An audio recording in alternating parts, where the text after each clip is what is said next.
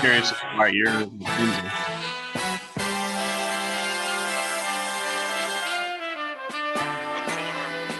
Like thousands of others across the country. It's the place to go if you want to be seen, and to a lot of folks, it's the information center of the neighborhood. Funk is in the bag, and the bag is the bass, and the bass never change. It's a groove. As soon as you hear that groove, I know I got you.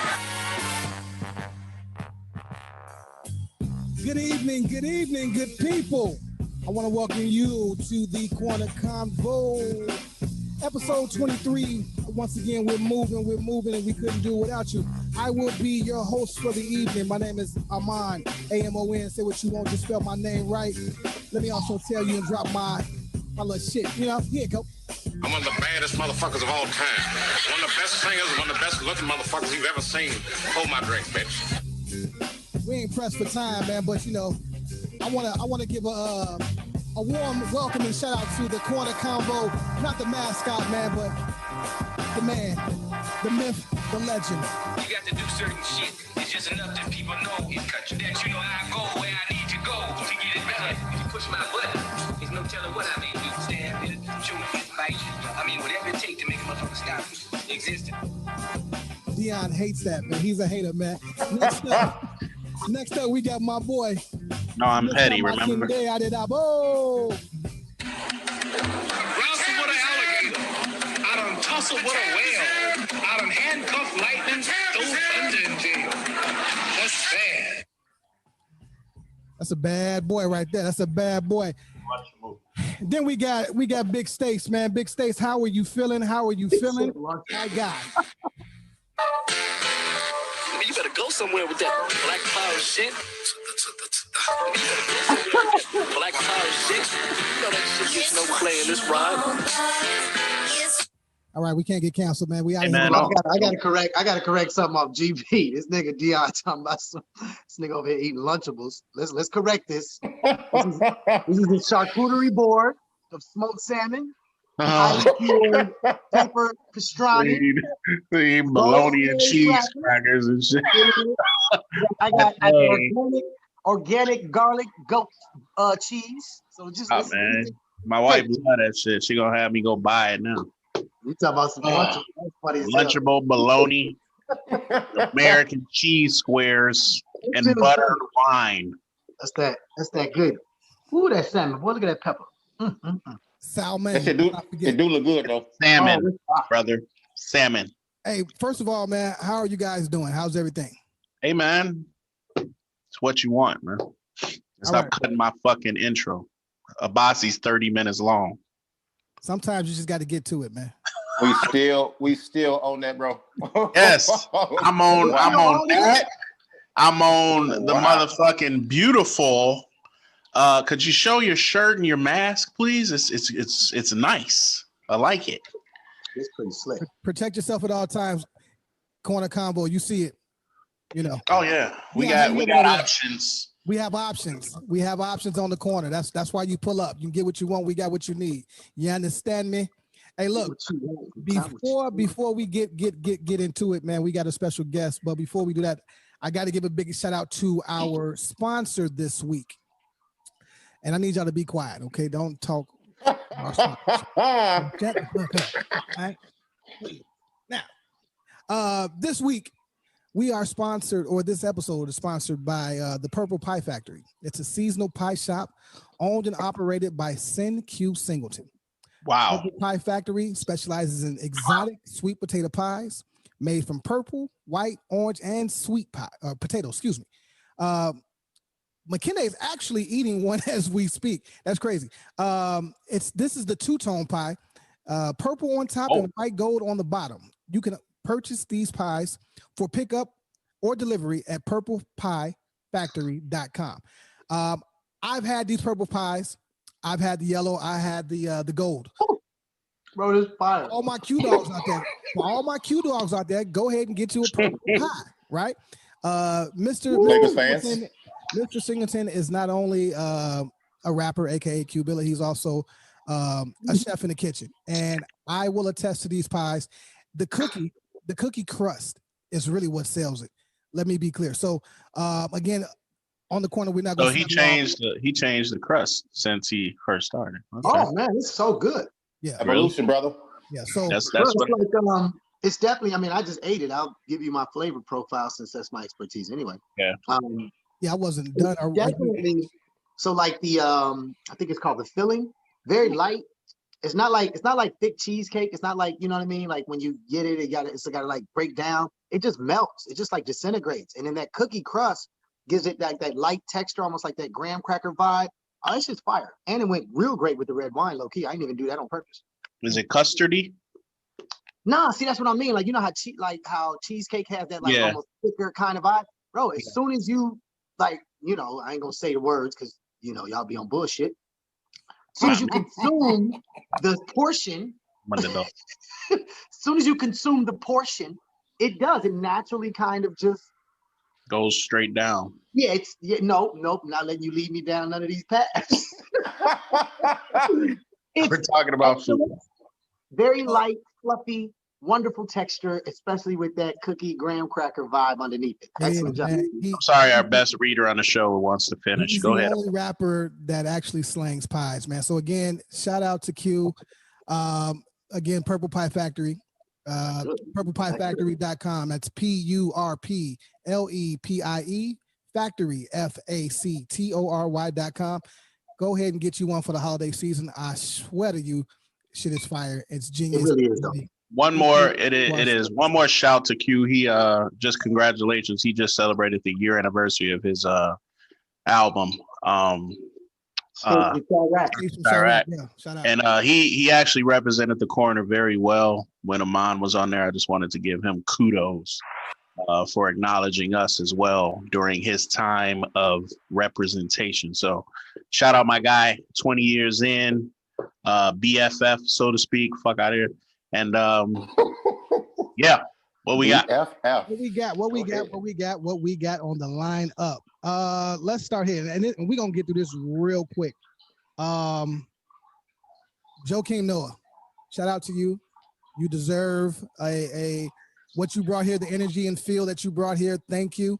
Before this hater get to talk, hold on. Don't let him talk first. All right, don't let this hater not talk first. Go ahead. One of the most iconic sound bites, probably of 2000. Okay, I loved your energy. You were a no nonsense, back down kind of guy, right? What? Yeah, for sure. Yes. I hated your jump shot. I hated the knuckleball, but nevertheless, you were not a punk, and you stood for yours, and you brought energy day in and day out. So to you, my brother, salute, friend of the show. Obviously, working, covering the Bulls all these years, seeing Joe from rookie year all the way till now, always been a stand-up dude. That's a dude that you want on your team because you know he got your back. The Cleveland quote was the greatest ever. He's a guy that you want. He's that annoying player that every team wants but does not want to go against. And he was a leader on the team. He had to grow, obviously. He got 2 national championships at Florida with Horford and those other dudes with our current coach, Billy Donovan. And I'm glad he got to serve in the NBA, and I'm glad I got to cover him. Go ahead, hater. I know you can't wait. I got nothing positive to say about him. I mean, as a Chicago native, you say he's annoying. He was annoying to opposing teams. He was also annoying to watch. The man was absolutely skillless, bro. He couldn't dribble. He couldn't pass. He couldn't shoot. One thing he did was use his energy to rebound. He tied his hair like a 4-year-old girl getting ready for school in the morning. You know what? When a chick finna suck your dick, bro, how they tie their hair up? That's how he did his shit during the fucking game, bro. That shit annoy the fuck out of me, dog. He can get his ass on that shit, bro. And then at least we was watching. The Clippers picked him up because Derrick Rose actually hoop. The Clippers picked him up last year like it's gonna make a fucking difference. Man, I sat up in my bed and watched that shit at the bottom of ESPN, the ticker. I went back to sleep with his left. I knew the Lakers had it then, bro. Once they signed it right there, bro. I'm gonna just leave my comment real quick. I disagree with his inability to dribble. He used to actually run the ball up court, almost running point. And no, he didn't have no handle. He didn't have no handle. Bro, knock it off. I ain't saying he had handles. I ain't saying that, but he definitely had the ability to dribble the ball because he used to get it. And when the Bulls made that playoff run, look back at that run. There was several points where he got the rock and he pushed the rock and just ran. And I'll say at the same time, he knew his role. So I think that's why I give him his proper credit. He knew his role. He knew he wasn't supposed to be a 6-foot 3-point shooting dude. He knew he wasn't supposed to be, dribbling through the mix. He knew exactly what he was supposed to be there for, was to, just like Deion said, give everybody else problems and give you next level of energy. And he had some amazing plays at some of the most critical times, man. Big shout out to Joakim, also because nobody gave him a shot in hell when he came out of college. They was like, man, he ain't never. He was a lottery pick, wasn't he? Yes, number 9. But nobody in the fucking world, bro. But nobody. I'm not gonna let you do it, McKinday. No. Nobody thought he was gonna be working. No, sir. He got so annoying to me. I changed his name to Joakim Nobody, bro, because that's what reminded me of on the fucking court. Joakim Nobody, buddy. And my 6-year-old nephew at 6, he dribbled in a straight goddamn line running down the goddamn court. You know what I'm saying? So I'm not giving him props for that at all, man. Glad he made his motherfucking.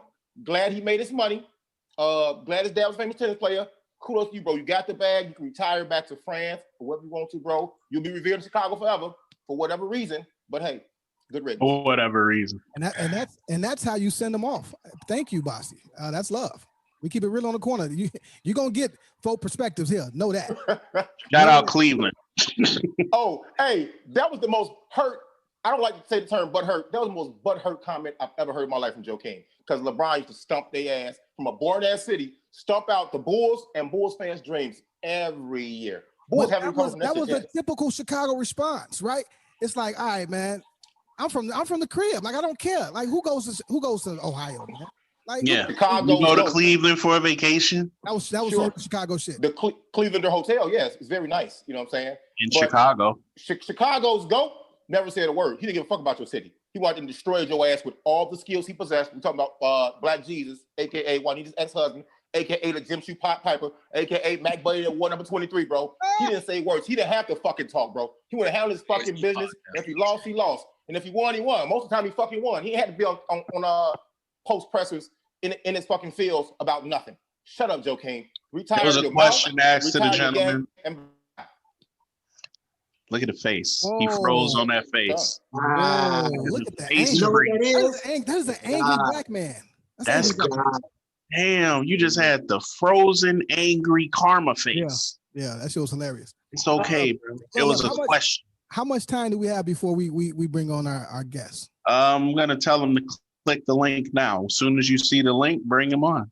All right. Well, because that's good. That's good because we can get the Bears right out of here. Okay. Nope. He's ready now. We don't even have to do that. We don't have to do fuck that. The Bears. Yeah. Bears. Yeah. Fuck the Bears. Let's bring him on. Bears. Terrence. Mr. Randolph Mortimer. We're back. Hey, I'm on with the government name, brother. What's going on? You got it. Brother, before we get started, man, let me say welcome to the corner. All right. Thank you for having me. Pulling up, you're different. You're different. Right? And I'm gonna get right into the shits. All right. Before we get your history and everything, let me ask you this. And I feel like, let me know if I'm going too far. But after you cut the dreads, I think life changed. Shit got different for you. This nigga. What happened? Talk to me, my nigga.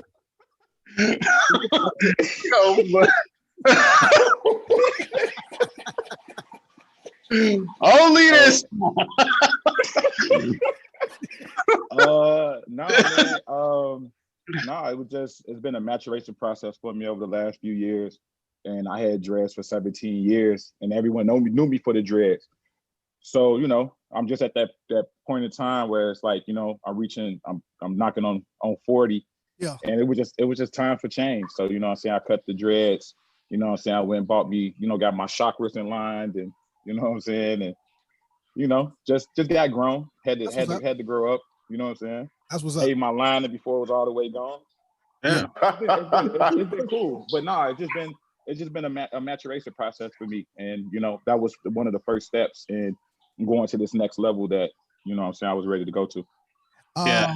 Now, I know a lot of people, my fault, Dion, but a lot of people don't know you or your story and what it is that you do and how you got to where you're at. Can you just maybe sum that up in a couple paragraphs? From Chicago, was throwing parties in college to, pay my tuition. And I seen, Kanye and Lupe get their deals. And I start seeing this void in the music industry, especially for the younger rap community. I think the true hip hop community had a camaraderie and there was stages for that.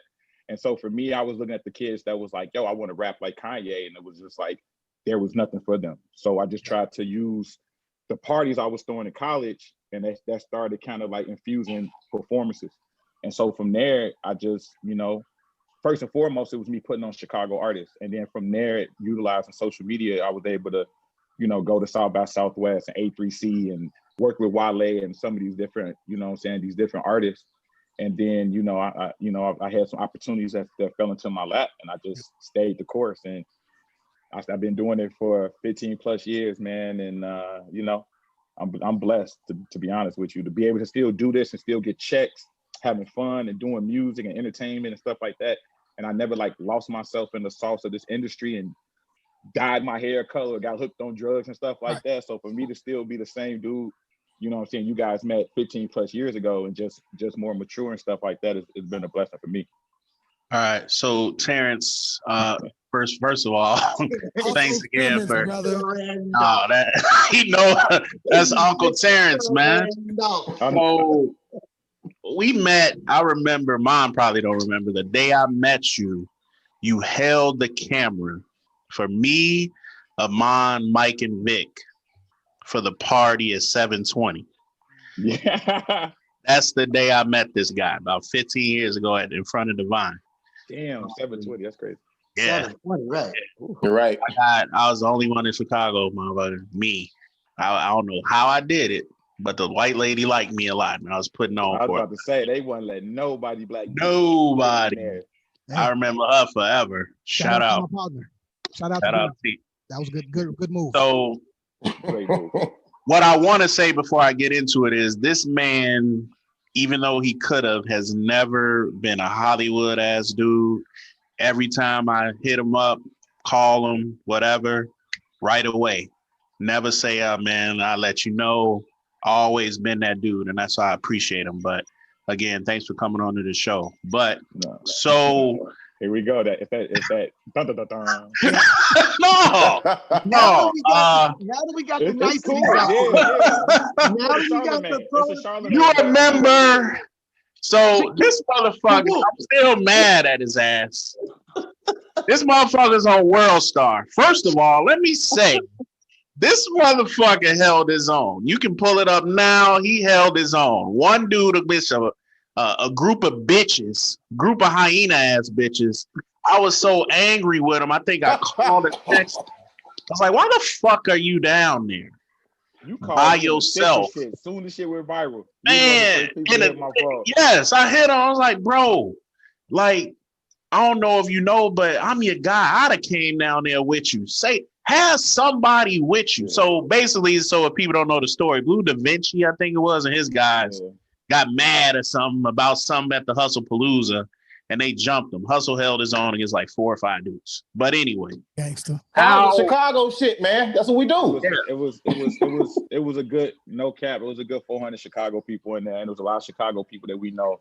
I'm not gonna say their names, but bro, I'm about to keep it a buck. Like, all of us on here, we've always been able to rock because this industry or our job did not define who we are as men.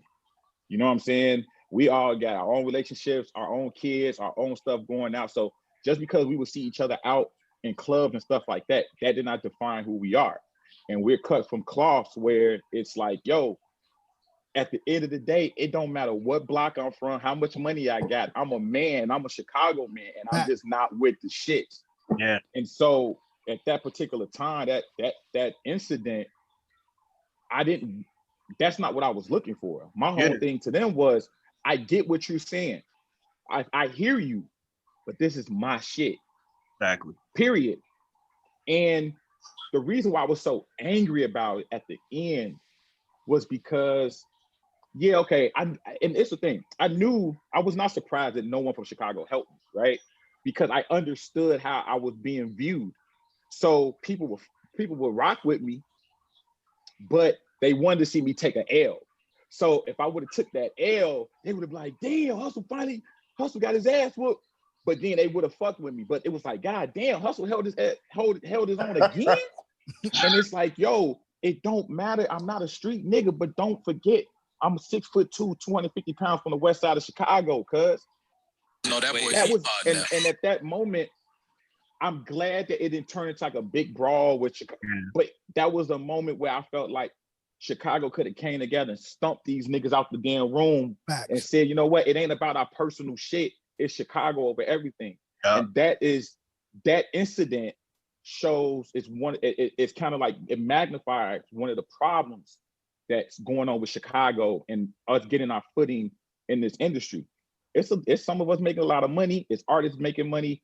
It's artists taking our sound and stuff like that. But the thing is, it's too many little niggas trying to be big niggas.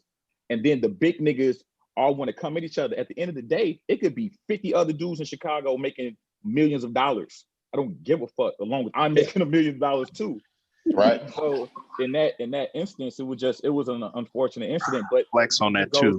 But that just goes to show where I stand when it comes to representing Chicago in the entertainment space. Let me ask you this real quick, Hustle, because that was about what, 4 or 5 years ago, right? Yeah, like 5 years ago. Right. And that's I feel like that was MySpace days. Yeah. That was 2014. Okay. No, this was when World Star was like the social media. Yeah. And that was my second time on World Star. Right. On World Star. Not the guns though. You gonna bossy it up real quick. There ain't many people that say they 2-0 on World Star. You know what I'm saying? That's like a Floyd Mayweather record for regular niggas on the streets. And we gonna keep it a buck. Good point. But go ahead, my bad. But no. But my question is like, because so the whole point of the South by Southwest thing, the whole point of Hustle Palooza, right, was to do exactly that, right? To provide a platform. Like South by Southwest, if people don't know, that's where agents, literally every talent buyer, every agent across the country at every dope venue, that's where they come for that weekend to identify new talent. And if they know you to be a person who's holding a showcase, then they are literally communicating with you to be like, who should I come see, Hustle? So if I'm putting this together and I'm providing you this platform, really giving you at least a national stage, but in some cases a worldwide stage, right, to do your shit, particularly as you relate to like the idea that there's Chicago niggas in there. Maybe, one thing is another versus, whether you jump in and fight and blah, blah, blah, whether you know something going on, know something not. But at the very least, this nigga definitely opened up a lane for us to come down here and showcase our talent. So let's at the very least get in the middle of this situation. Like, hold on, fam. Before y'all just pull it, we need y'all to pause on that for a second because we trying to get our platform. You're ruining our platform. But see, you come from a different cloth. You see in the bigger picture. From the loyalty tip, but I'm just saying, like, at the very least, because I do the same thing, right? Like, we do these showcases. That's how you and I met, right? Yeah. Meeting at showcases, meeting, doing events. My thing is like, at what point is it, even if you're gonna do it out of selfish interest, are you willing to protect your career in the same way by just pausing motherfuckers trying to fuck your shit up? And I agree with you. I think that unfortunately too often Chicago cats is quick to bail out and be like, it ain't got nothing to do with me. Yeah, I mean, when niggas don't put up their own money for shit and see the bigger picture, shit like that happens. And so for me, you gotta look at who was on that show. It was Migos. That's right. That's the reason why he even performed, because they was waiting on Quavo. So the Migos start on them like that. Don't start on them like that. No, he said he gonna keep it a buck, bro. I'm about to keep it a buck. Who was on that show? All of QC was on that show. Yeah. Everybody that was on QC before QC blew up and became what they are today. Coach K hit me and wanted to have all his artists on that show. But who else was on that show as the openers who no one knew? Post Malone was on that show. Joyner Lucas was on that show. You know what I'm saying? We had artists on that show. Now Post Malone is the biggest rapper in the world right now, streaming wise, and this nigga sold out. He sold out United Center. You know what I'm saying? Mm-hmm. So that's what people don't understand. What I was trying to do because a lot of those people in there, they want something and don't know what to put up to get it. So if you really look at the span of 8 years or 9 years I did South by Southwest, I put up over $150,000 of my own money that I wasn't going to make back, because you can't make your money at South by like that. Even if you know what I'm saying, it's all it was the bigger picture. But what they don't understand was it was the bigger play for me. South by was where everybody's gonna come together and see my brand. I made my money back after South by with people hitting me like, yo, bring that to Houston. I did Houston. You know what I'm saying? Bring this to LA. You know what I'm saying? I had the rapper Buddy on my show before Buddy blew up. I had different artists, you know what I'm saying? I did CMJ, where I had Iggy Azalea, Troy Ave, Axton Bronson before they blew up. I had Vic Lloyd DJing for I had Mos Def perform in my show where he doing all Dilla tracks. Those people who really about that shit respected what I was doing. Certain individuals wanted to get in without having to put up something and bring in some type of equity to the situation. So in that moment, they didn't see the bigger picture of this. They just said, let that nigga go fight. Fuck him. We're gonna perform later. And that's perfectly fine. But I'm a hustler. And so I was able to turn that what could have been a negative situation to something positive. And all it really did was help my brand even grow bigger. And that's one of those kind of like them stories people gonna tell their kids, like, man, I remember this, because it just happened today. I was on Clubhouse and somebody I never even met before was like, man, I knew who you were because I seen how you handled that. You know what I'm saying? So but that's kind of the problem that comes with the entertainment industry, and especially from Chicago. We don't have many examples like the Atlantas where we've seen someone from our city go get the bag and bring it something back. And then bring it back. We don't see Kanye driving around ripping shit. We don't see these young niggas whipping shit. And you know, these niggas in Atlanta, they remember when Little Baby was a dusty ass nigga selling weed. Now they get to see him as one of the biggest artists in the world, still whipping around Atlanta, and they feel that pride. So if they see that he can do it, then there's 50 other Atlanta niggas coming right behind him. And guess what? They're gonna let all 50 niggas rock because it's about Atlanta. But in Chicago, instead of people saying, it's something hustling that's working, how can I work with him and build this shit? It's more so, how can I clip his wings? Because I'm tired of seeing that nigga shining. Yeah. When in all actuality, I never made real money in Chicago anyway. I made all my money out of town. I was one of the first niggas bringing Wale to Chicago, J. Cole, Big Sean, like you know what I'm saying? If I don't do Hustle Palooza, LeBron James, you know, doing shit with LeBron James, you know what I'm saying? But it's just like, but if there's no Hustle Palooza and kick open those doors, is there Rolling Louds? Is there Lyrical Lemonades? You know, I only made Hustle Palooza because Lollapalooza refused to add hip hop artists to their lineup except Kanye and Lupe. So my Hustle Palooza was really to troll Lollapalooza. But now look, who's the biggest artist on Lollapalooza? They all rappers. But I took those bullets. I put that money up. You know what I could have did with this money and stuff like that? I could have finished school, got a job, you know what I'm saying, doing some other stuff. But people didn't see that. So the life I'm living now, the access I have now, the artists that I have access to and stuff like that, I seen that 10 years ago when people thought I was crazy. You know what I'm saying? Speaking of that, Hustle, I'm sorry, Terrence. I wanted to get this question out. You're a culture manager. This guy have a daughter and get a J-Lo wife and just lose himself. This man. Knew you was coming with it. When this man had a woman from the South Side, he was a total different. This man. Hey, she watching? Tell her. This man, you stupid. Got that long hair and started kicking in Twin Peaks and kicked it with Kobe a couple of times. Rest in peace and changed. This is the audacity. Yeah, we deal with this shit every week. Every week we deal with it. Every week. This dude is funny. He my guy. But crazy. You was doing all of this stuff. I think we had a young lady on like during our Women's Month. She said she was an influencer before people were influencer, you know, and all of this. You was doing this stuff like years ago without giving away like obviously the intricate ways to do it. And how would you tell a young man such as like my son or a young lady like Amon's daughter, how can they get into this industry? Is it just like networking? Is it like, what is it to be in the position that you are right now? You got to clarify one thing though, real quick, before you answer, Hus. You got to clarify. So the difference is the influencer that we had on before, she was a social media influencer. She was like Instagram only thing. Hustle's more lifestyle, event, culture, like, grassroots. Yeah. I ain't no little nigga on Instagram now. No, he's not. Don't dim my light now. Okay. Well, Hustle's just don't do that Chicago shit, nigga. Don't be on that Chicago. No, I know.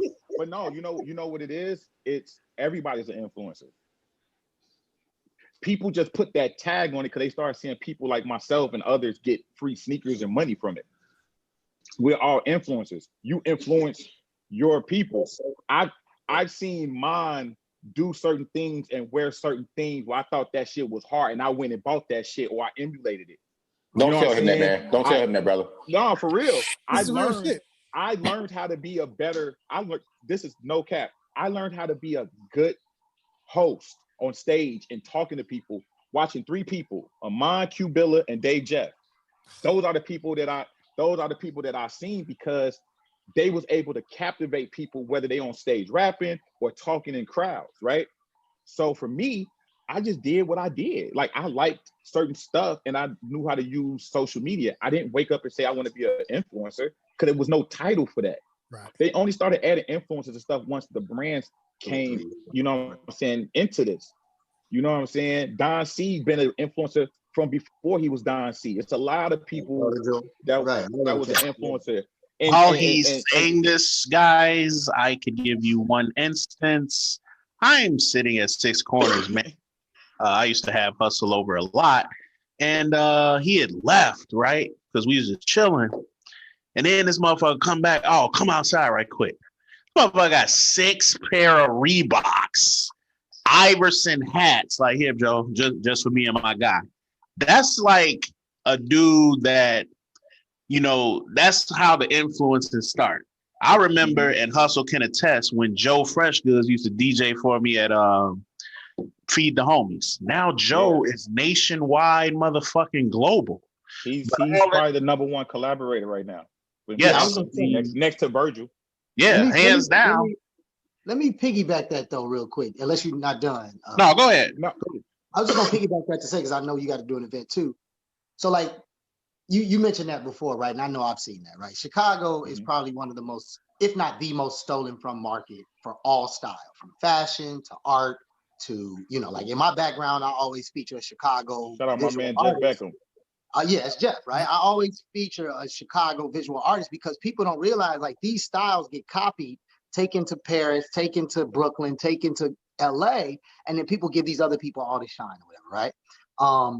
But my point to saying that is, so we can't stop that, right? That train is rolling. Steal from Chicago is the game, right? Unless we get Lori on deck. We need Auntie we need Auntie Lori Lloyd to start a record company and a motherfucker.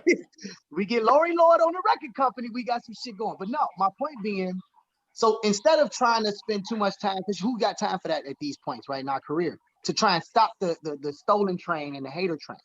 We're moving into 2021 after one of the most, you know, ridiculously weirdest years of all time, right? And especially when it came to entertainment, industry, and culture, right? So how do you see people moving into 2021, whether as artists, whether as curators of events, or people who, I mean, for myself, I found 2020 to be a great opportunity to actually identify, reestablish, and recultivate my brand. So what do you see to be like the playing field was leveled in 2020. It was leveled. Exactly. Because everything that went on affected all of us. Like it didn't matter if you worked $20 million living in the Hollywood Hills. Because COVID catch your ass too. Like, right. You know what I'm saying? So it was one of those things where what 2020 showed was it separated the real from the fake. Yeah. It separated who was really putting that work, who ain't. You know what I'm saying? Like I took a $70,000 L when we went on lockdown. Like I was cooked. Like a lot of stuff that was right after about to All-Star go Weekend, crazy. South by Southwest. Yeah, I got cooked for the whole South by Southwest weekend. Got cooked for the whole weekend. Got cooked, but it made me step back and I freaked out like everybody else. But then I was like, I'm a hustler. I'm from Chicago. Our pedigree is figuring shit out. Yep. So started the Zoom parties. Motherfuckers begging him to do parties on Zoom, and they was because I was sitting because what I thought about it was I like to be in the club already, people talking, and we sitting up here watching stuff on live, and I'm like, damn, how can I push the liquor that I have? But my companies was telling us, hey, tell people to use Drizzly. So what I said was, instead of telling people to use Drizzly, yo, Martell, give me a budget and let me send bottle service using Drizzly to people's houses. Brilliant, and it kept the brand going. But that's been my whole career. I never had a budget. I just said, how do I have to figure out, how can I get people to buy into my shit? So that's how I became an influencer. I was like, yo, I want to do this music shit. I want to create this shit. I ain't the most poppin' nigga. I need people to pay attention. Some of my tactics kind of made people dislike me, and that's fine. But at the end of the day, ain't nobody say I owe them money, or I fucked them over, or I wasn't a man of my word. And that means more than any of this. And the thing about Chicago, I used to be that guy that wore Chicago proudly. Anywhere I go, I'm the Chicago nigga. And that's why these artists was fucking with me, because everybody wanted to fuck with Chicago. Yeah. Oh shit, we know we can hit Hustle. When we get off Hustle, I want to come to Chicago. Say less. Let's do a show. Dave East, let's do something. This artist, let's do something. You know what I'm saying? Because they wanted to fuck with Chicago. So I just wanted to carry that flag and represent Chicago the right way. Where it got muddy was it wasn't a lot of people around me working with me who felt the same. They wanted to be the man. They wanted to be an influencer, and they wanted to do this. At the end of the day, if the influence shit went away, I'm still getting checks. Yeah.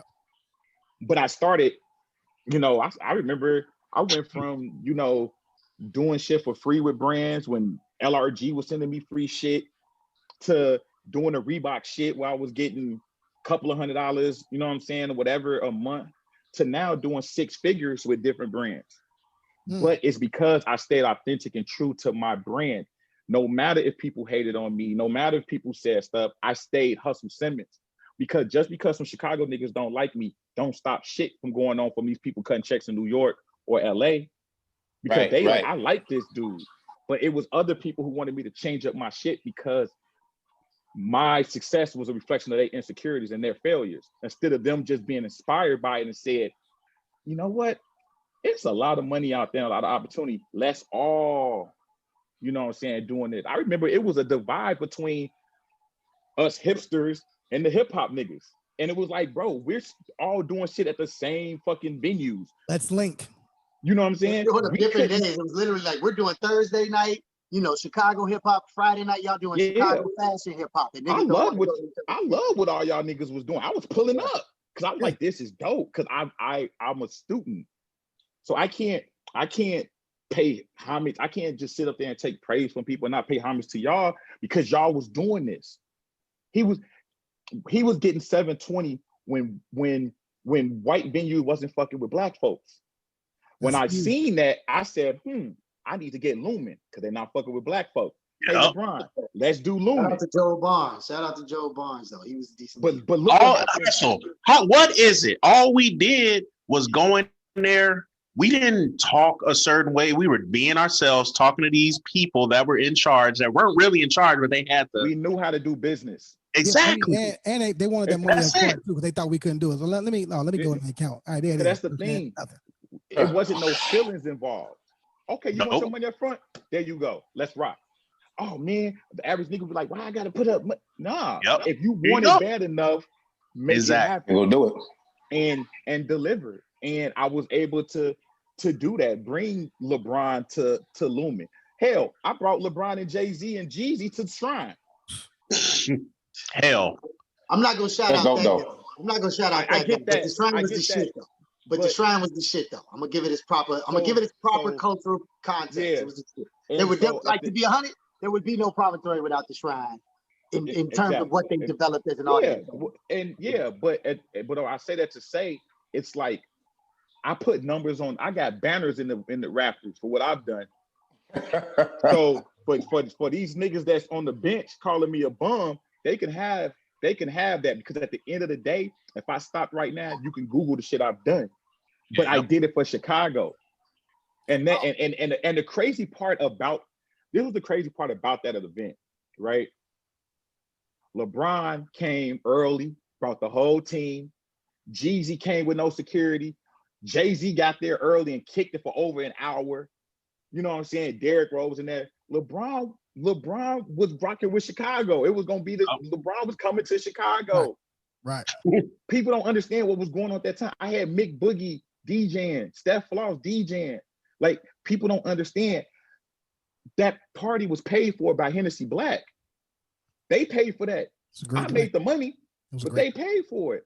Who top three party of all time? Who did I do the party with? Who was my partner in that party? A man named Rich Paul. Who is Rich Paul now? The biggest agent in the game. Right. You know what I'm saying? So that's what people don't understand. Why niggas was just being goofies. I was over here flying to Cleveland, hanging out with LeBron, hanging out with Rich Paul, picking his brain, being like, bro, I got this idea. And Rich was like, let's do it. Because he bought into what I was saying. He seen what I was saying. My whole 80-81, all my Cleveland homies, I salute them because they was seeing the vision. They wasn't looking at me as competition. They said, yo, that's dope. Let's do it. And we made history. That's what it's all about.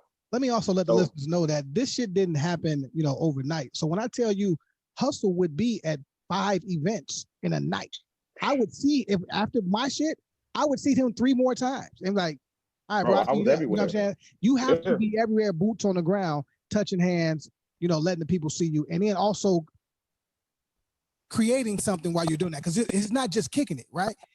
It's almost like you're investigating, you're doing homework. And if you talk to the right people, they'll tell you what they did. You say, okay, well, I wouldn't have did this.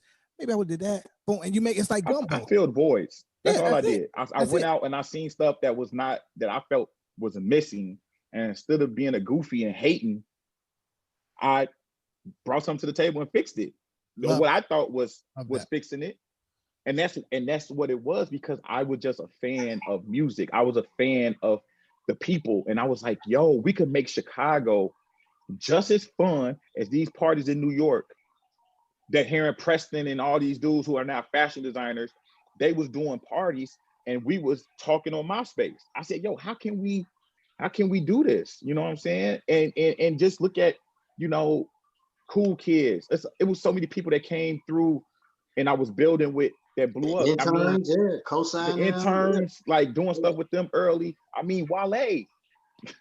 Like, I was really out here telling people what he was gonna be. I was telling people what LeBron was gonna be when I first met dude. Yep. When I first met him and seen him in person and seen him play in person, and I got Jordan tattooed on my arm. When I seen him, and I'm not gonna say the debate shit, but what I'm saying is when I seen him, I said, oh, he's different. Mm-hmm. But then when I was able to speak with him and speak with Rich and speak with the people around him, I said, oh, really different. All are different. Right. And so all the stuff that they're doing now, it's not surprising. They have been talking about that. And he put you said something that stuck with me. Mark Cuban in an interview at one of the games, he was asked, like, for an entrepreneur, like, how do you become, just a simple question. He said, you have to fill voids. That's it. And we all know the fuck Mark Cuban is. I was at a Dallas game and he just come in the room and Mark Cuban in a motherfucking room. You know what I'm saying? You know who Mark Cuban was, you'll think he's a regular Joe Schmo. And that man walk in the room, T-shirt, jeans, dapping up everybody that walked past him with a motherfucking piece of a Harold's wing in his hand. No fucking joke. That's just what he is. But Hustle, before you get out, beautiful daughter, out of state, Gianni, just turned 9, right? Just turned 9. Yeah. I'm watching her grow, man. Hey, Good job, bro. Go ahead, boy. You're not interrupting? That's fucking rude as fuck. Don't interrupt me, bro. I got a question before you leave too, though, bro. Okay. I got you next.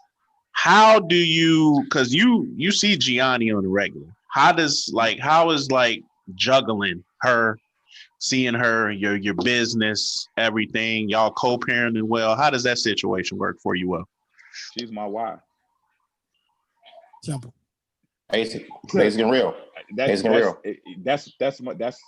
my legacy. So it's not about a pride thing, you know what I'm saying? So me and her mom, we work because it's not about us. It's about Gianni. And at the end of the day, I have the utmost respect for the mother of my child. And I will always make sure she's straight. You know what I'm saying? So she has a whole nother guy, a whole nother baby. But when I go see my daughter, I bring something for her son because that's my daughter's brother.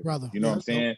Now, it wasn't always the easiest, but once I got to that point where I took the pride out of it, and it was like, whoa, it ain't about me. It's about making sure my daughter is raised right, so she ain't out here fucking for cable money.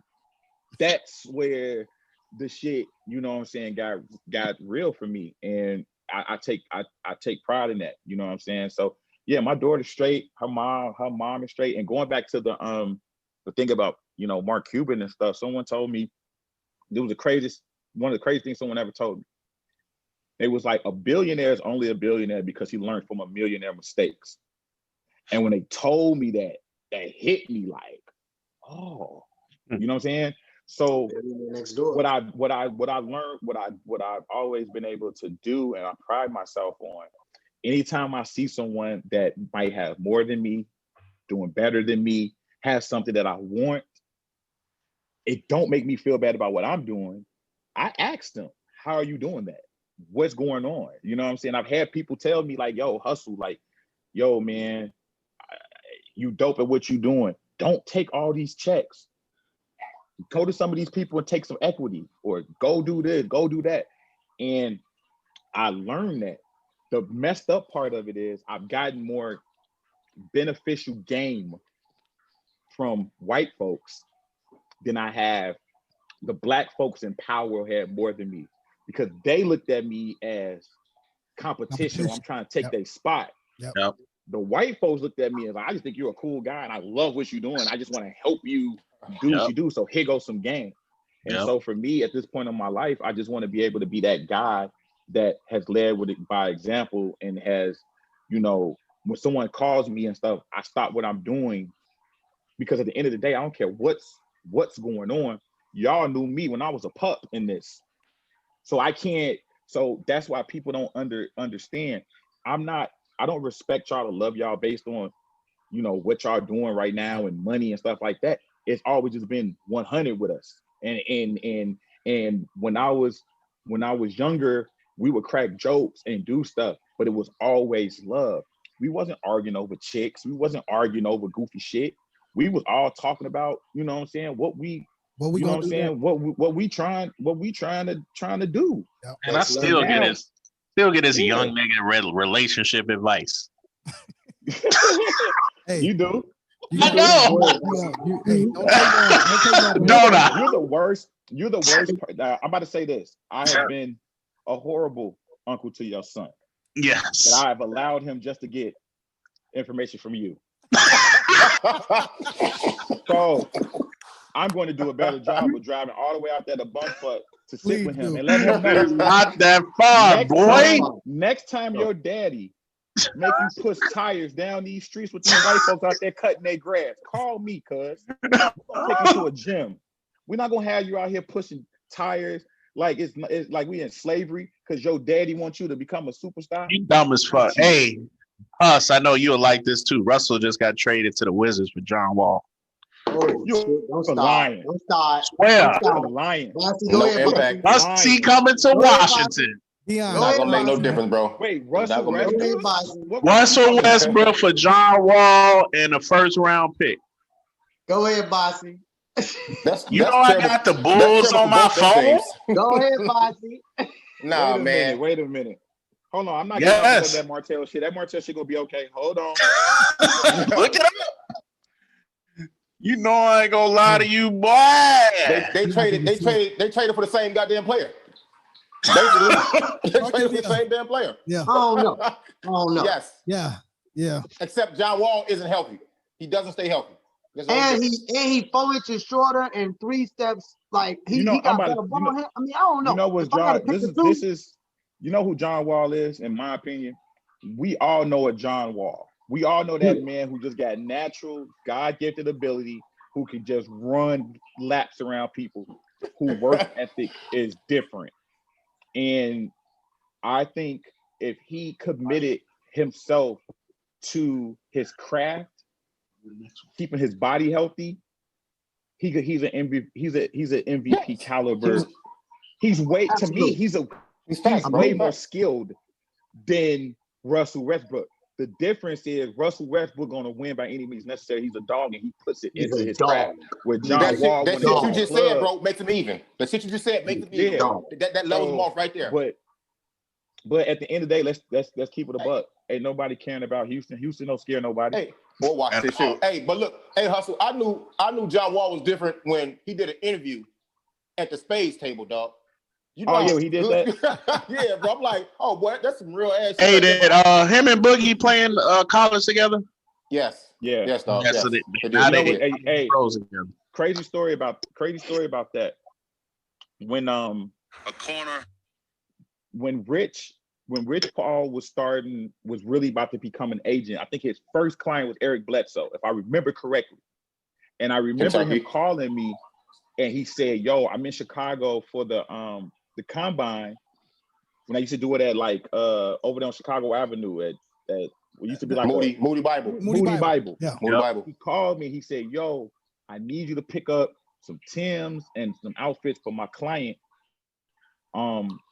Because he has to go do an interview. And I was like, who is he? He's like, Eric Bledsoe. I'm like, who the fuck is Eric Bledsoe, right? He said, I also need a barber. This is a true story. I need a barber. I said, got you. Right. Pick them up in my truck, get the stuff. It's me, Rich Paul, Eric Bledsoe. We go into the hotel. I call my man Marshall or Twin. Twin, what up, Twin?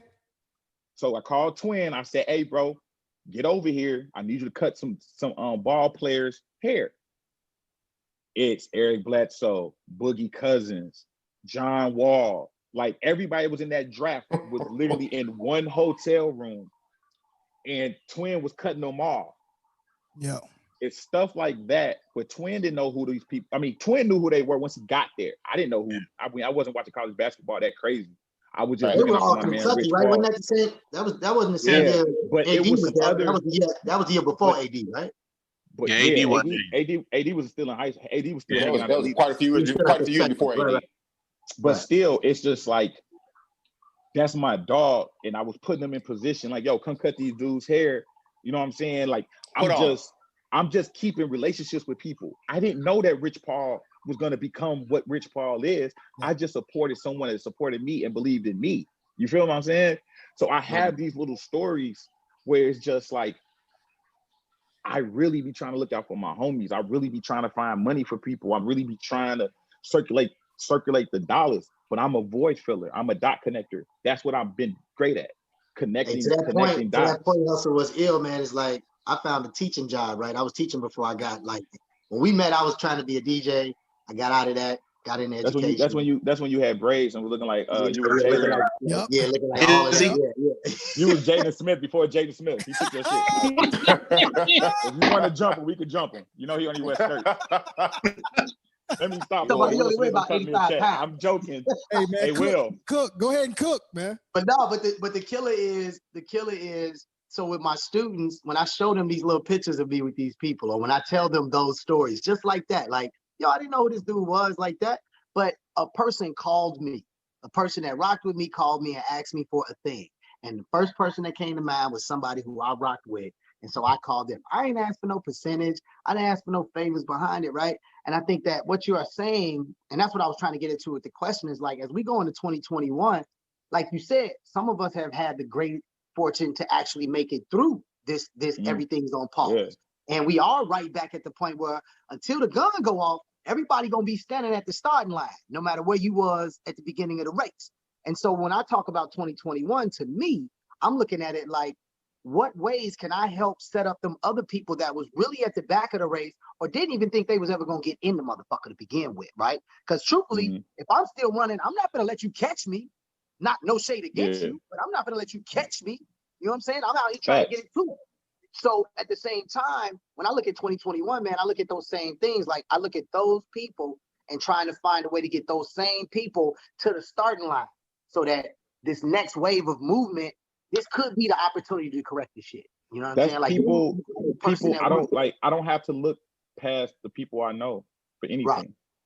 Facts. And you shouldn't have to, dog. Yep. And you shouldn't have to. And so with people, so it's not about putting my emotions in it. It's about who around me have the skill set to do the job that I need done. Right. Tell them that shit again, dog. Tell them that shit again, because they need to hear it for a different reason. They know what the fuck I'm talking about. They do. Tell them that shit again, like, Joe. It's like you gotta look at people, people's skill set around you to do the job that you need them to do. Yep. And that's what people mess up at. Somebody be like, hey, bro, hey, my homeboy fell ill and he gotta do this big podcast for ESPN with Stephen A. Smith, and we need somebody. I'm not gonna be like, oh, let me do it, because that's not what I do.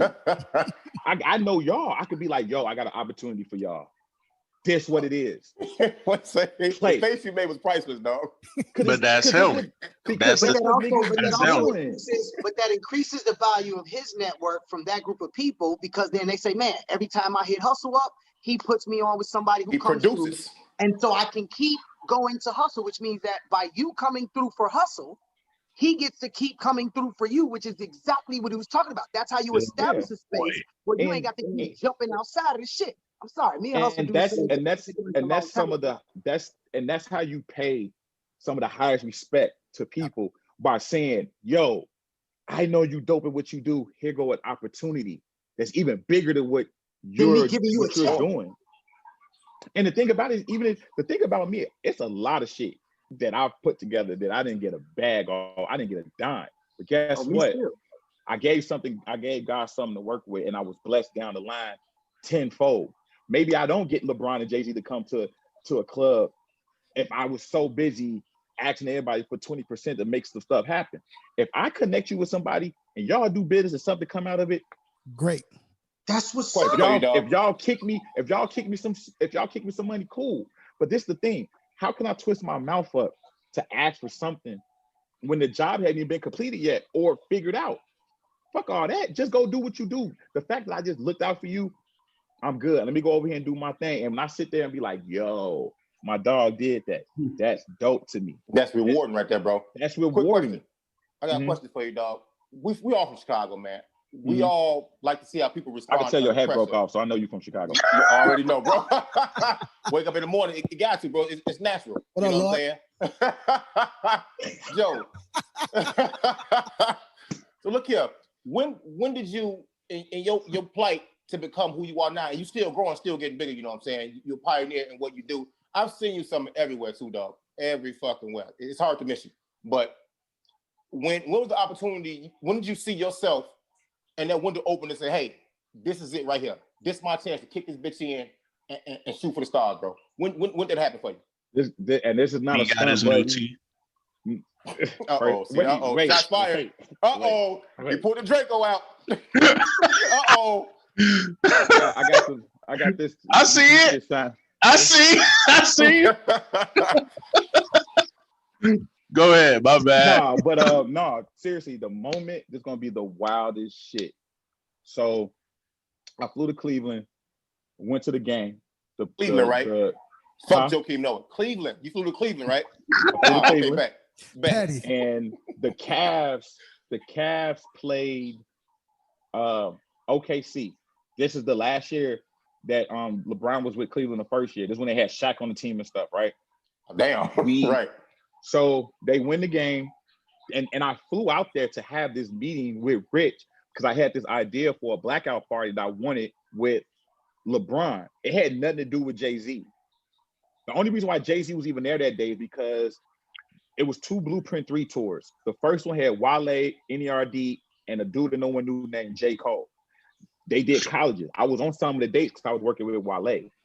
Jay-Z ended the tour early and then made a second half of the tour where it was just him, Trey Songz, and Jeezy. So when I went there that day, I went to go meet with Rich to talk this out. Like, how can we get this party when LeBron come play the Bulls? I got the venue, da-da-da-da-da. That day when I landed, LeBron just happened to, Jay-Z dropped the new tour schedule. So Rich picks me up, and I never forget, he had a Range Rover Sport. He picks me up from the hotel, and when I'm talking to him, I'm looking at my phone, I'm like, yo, Hov got a concert the same day as the party that I'm trying to do. How can we get Jay there? And at that particular time, I only met Jay once. I only had met Jay in passing, being on tour with being on some of the tour dates with Wale. So we went to go talk. He was like, yo, we're gonna figure it out, right? Now, up until that point, I never had a real conversation with LeBron.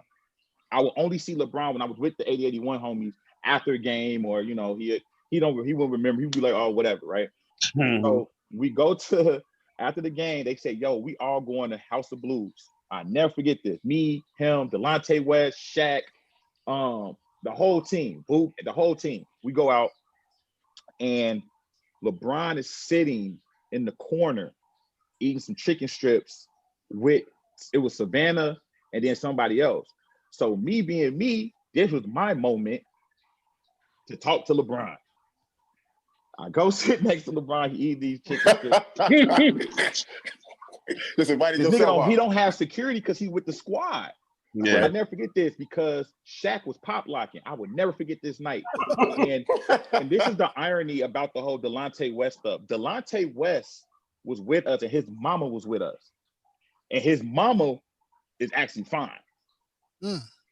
And that would be a story for another day. Wait, Delonte mama. Delonte mama not LeBron. Actually the bad one. Like, if you didn't know that was Delonte West's mama, you would just think she was just a nice middle-aged woman that's fine to say on some Felicia Rashad shit. Like, I swear to God. That's my boo right there. I'm here for it. So I go sit with LeBron, and I was like, yo, bro, it was right, because the game was like literally his birthday, like December 31st. It was like January or something. I was like, yo, bro, I missed your party. I seen it was lit, da-da-da-da-da. I'm talking to this nigga like I know this nigga. This nigga looking at me like I'm crazy. And I was just like, and I asked him for some advice.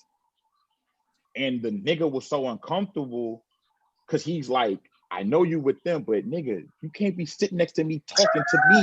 Now I'm LeBron James, nigga, in Cleveland. The whole time, this nigga Shaq was over there doing this shit, pop locking this shit. I never forget this. And basically, in the quick 2-3 minute conversation, he pretty much told me to quit my job because I was working at Bloomingdale's at the time. And he was like, if you want to do this Hustle Simmons shit, just focus on that. Put your energy toward that. That's an excellent return. It sounds exactly like his voice, nigga. Like he was just like that. He's eating these chicken strips, really trying to get me the fuck away from him. And finally, I was like, oh, okay. And then Rich came over and grabbed me. But literally at that moment, when I got back to the hotel, I said, I got 2 weeks to figure my life out. And I'm quitting this job. And I'm never looking back. That's when I quit my job, and I never had a job since. And that was like 2009 or 10 or whatever. I ain't never had a job since. It seems like a perfect place to wrap it up, man. That was solid. Nah, that's and if I walked into that nigga right now, he'd probably introduce himself like, yo, I'm LJ. That's how he did. He was like, say he LJ. Like, nigga, I know who you are, nigga. Damn. It was those moments.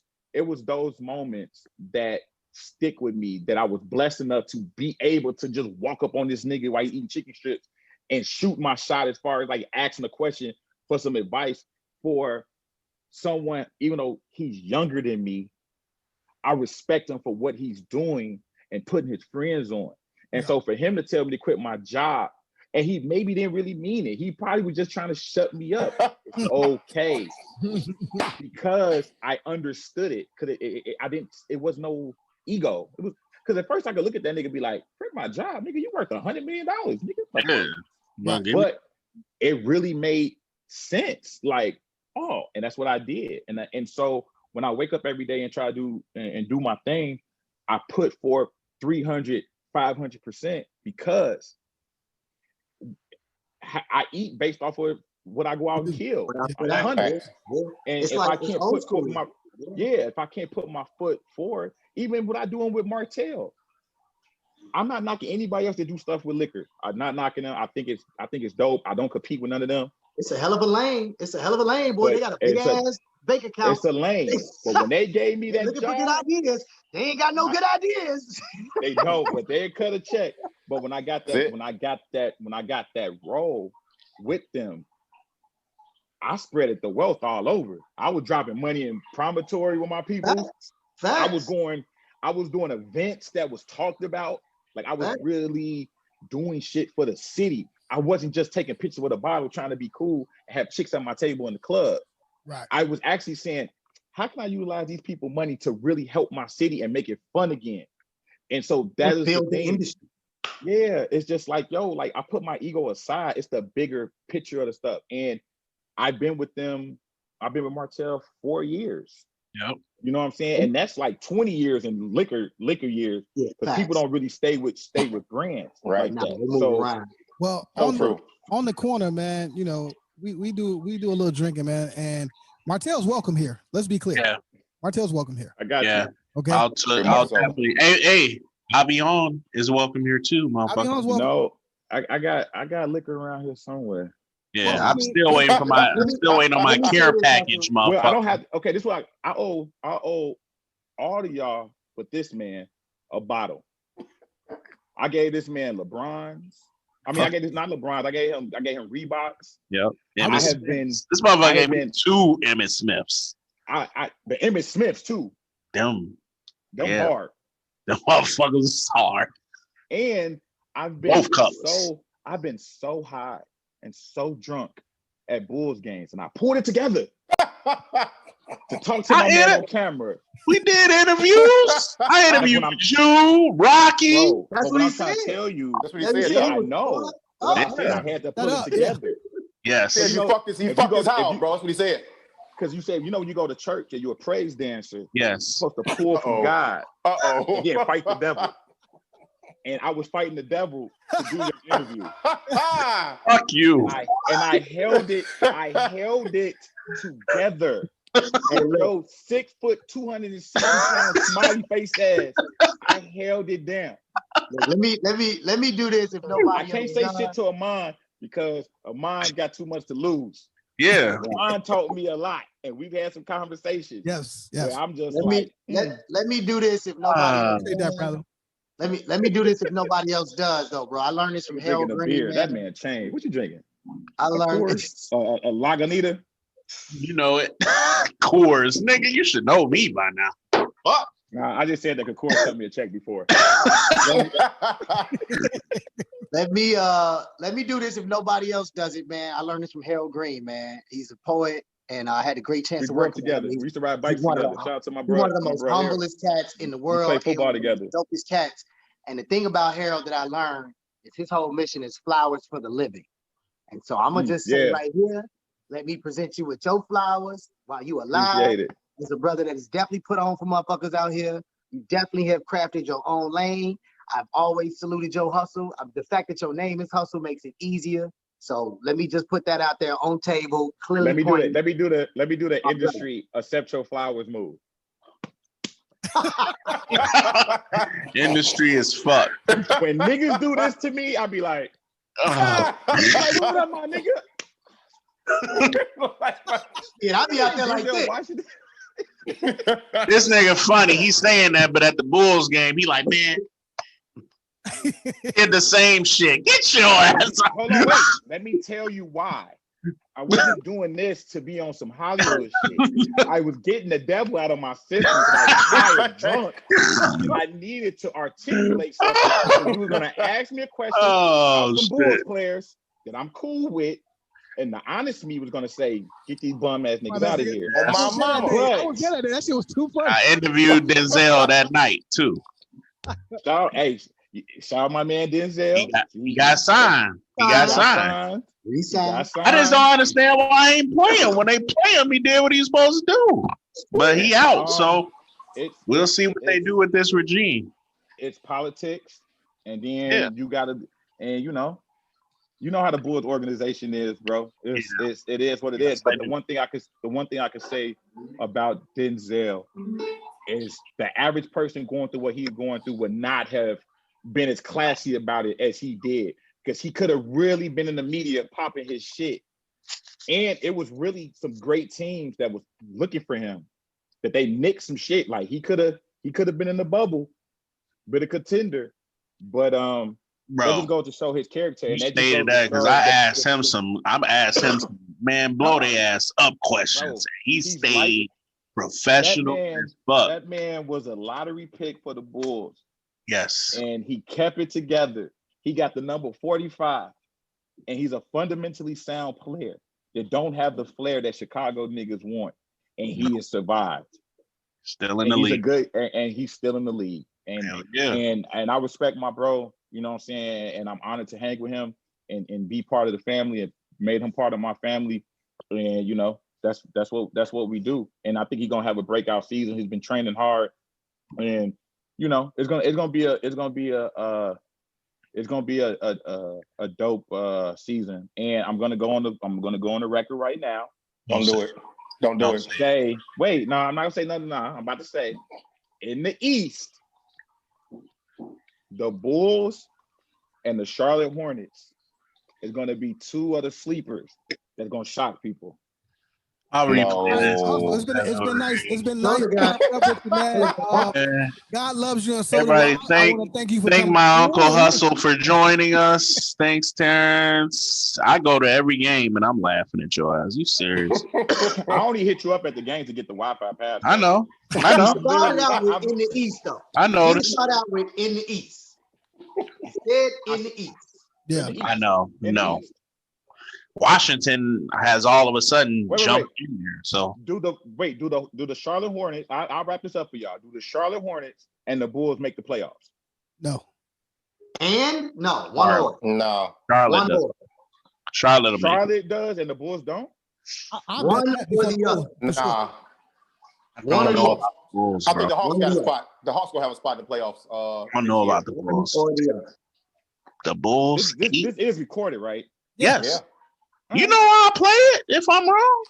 Brooklyn, Milwaukee, Boston. Hey, the corner. We're gonna let you get to Martell. I know you have an event. I appreciate you joining us, Unc. I'm gonna hit you up very soon. Hey man, thank you for having me. Hey, brother. Having me back.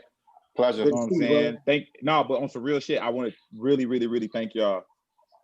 Get out of here, man. No, for real.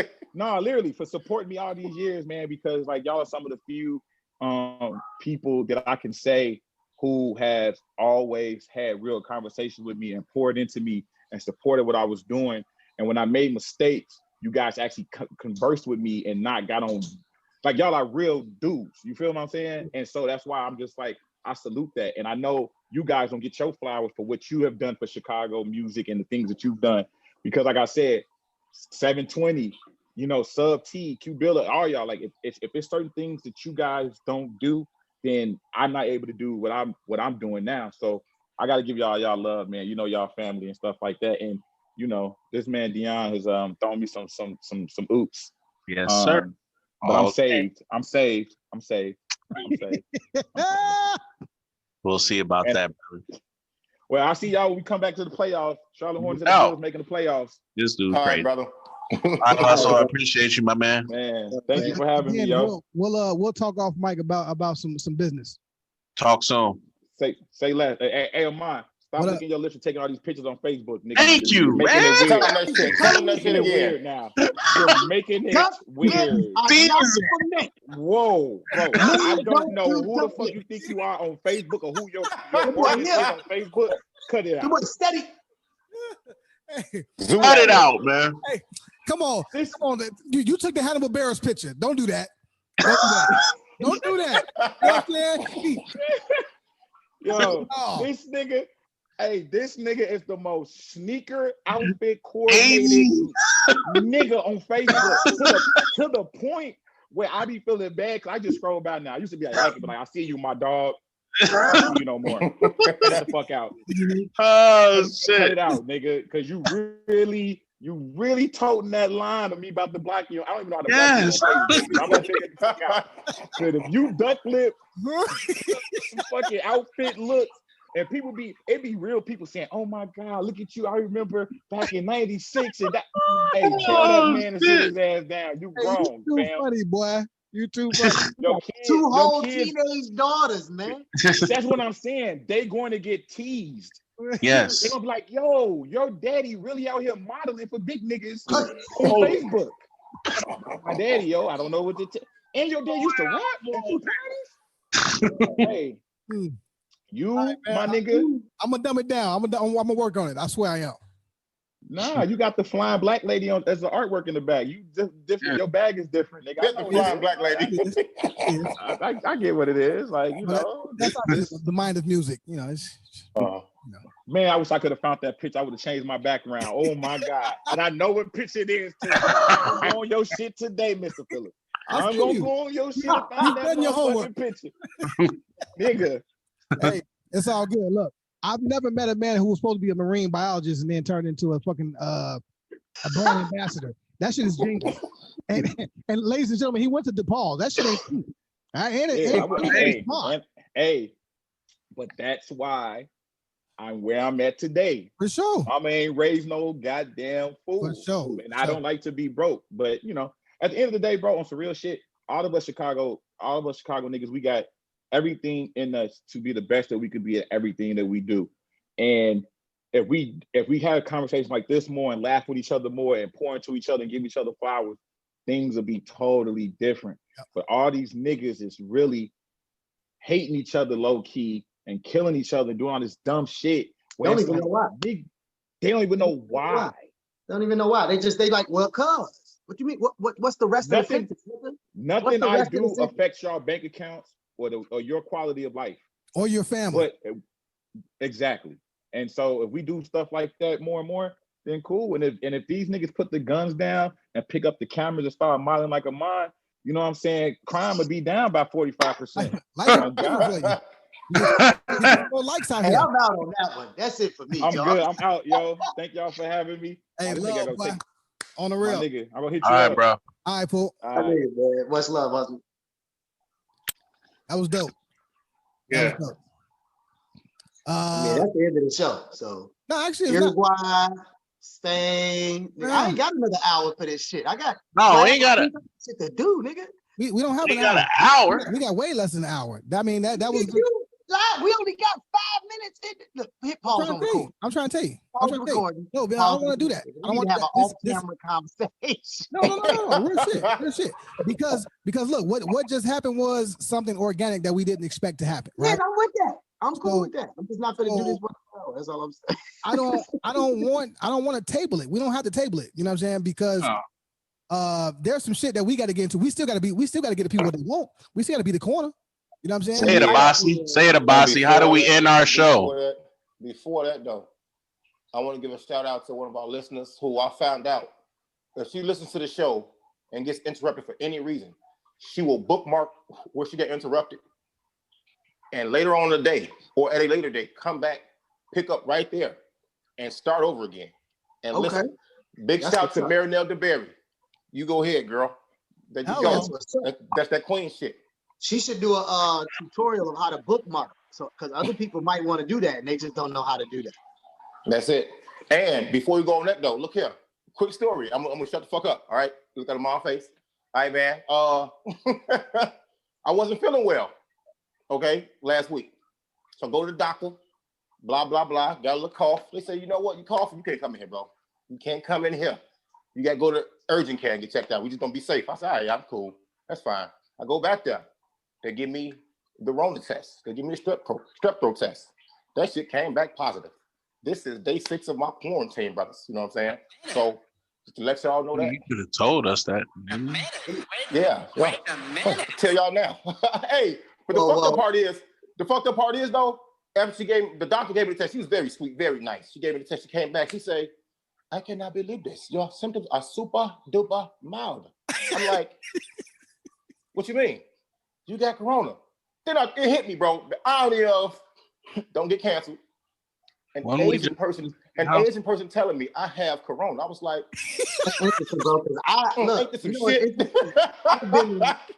I've been in 3 cities in the last shit. What 2.5 weeks.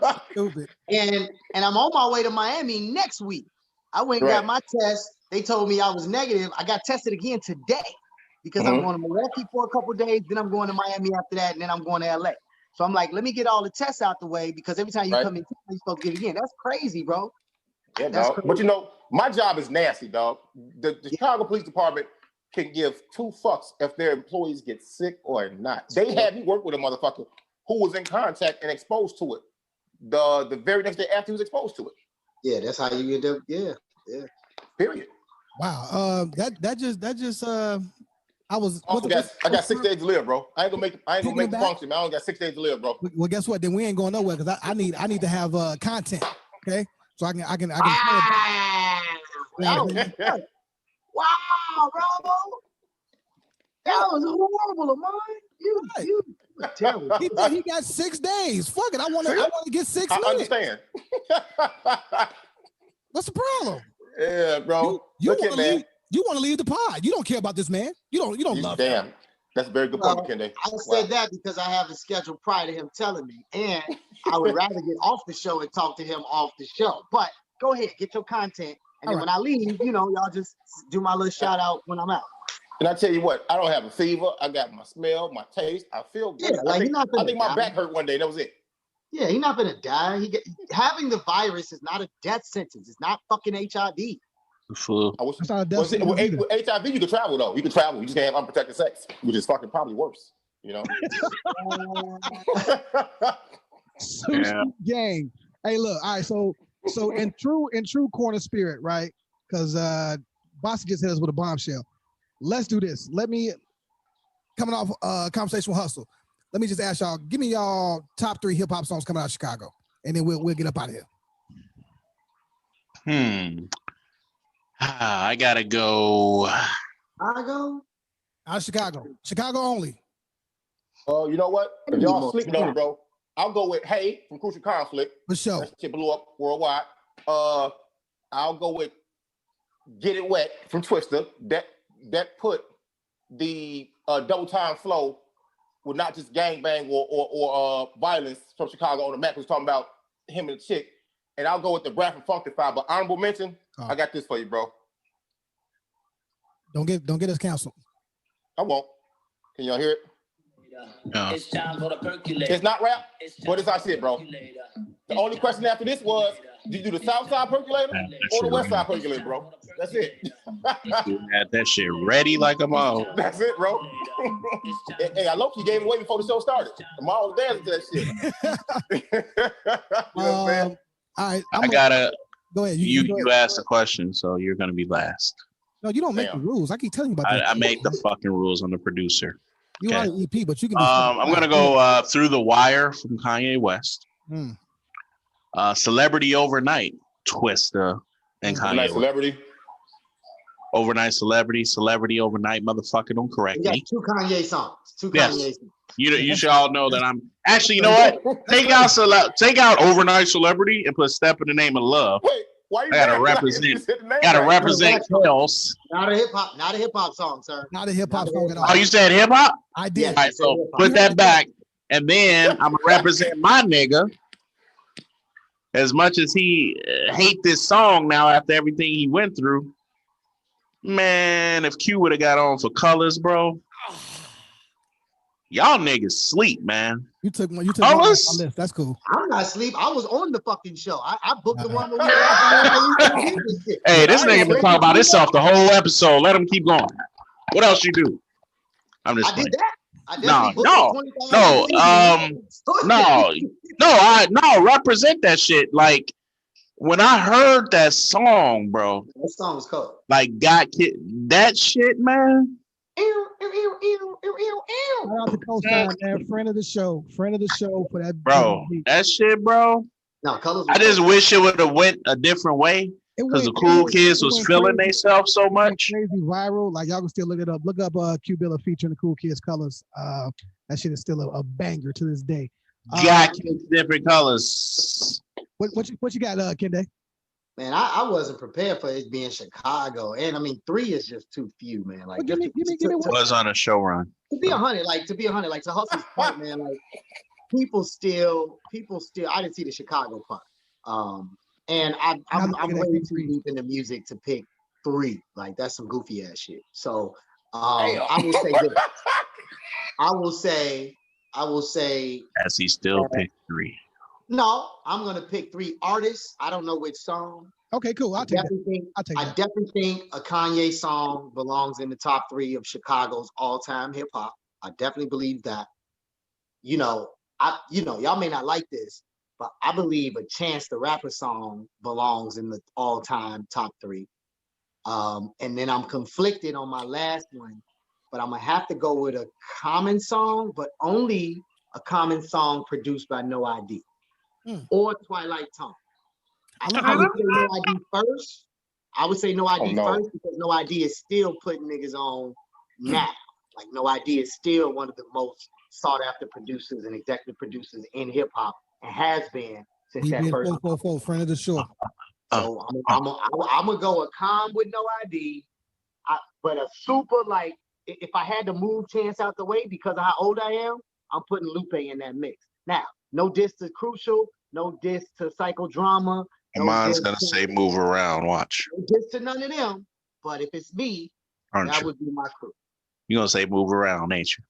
Yep. Excuse me. I see a Move Around list. Let's do this. I heard the mention of Psychodrama. Damn, do what you want to do. Do what you gotta do. Do what you know what I'm saying? That was my That's shit. the first song I ever memorized the lyrics to. Yes. That whole EP, bro. Then I'm going Poe Pimp, Do or Die, featuring Twister, of course. Classic. Now, I definitely had Cool Kids, Colors featuring Cool Kids. Definitely had Bump J. But seeing as how this is the corner combo, man, I gotta roll with Common on the corner.